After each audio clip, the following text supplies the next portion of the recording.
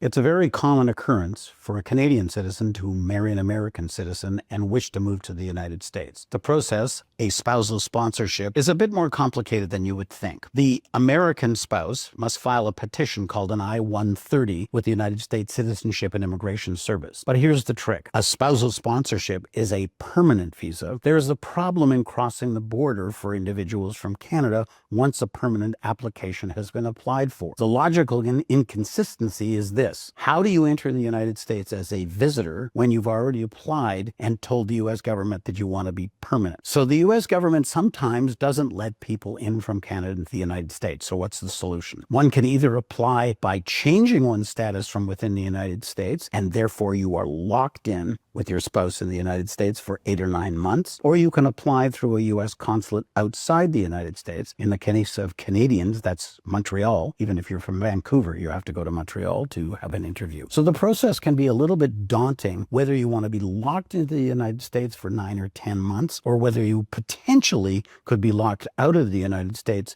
and not get to see your spouse. Now, there are solutions that overcome these problems, obviously, but it's not as simple, as I stated, as it seems. One has to strategize rather carefully so the spouses aren't separated, or that one cannot come back to Canada for an extended period of time, which can be highly problematic.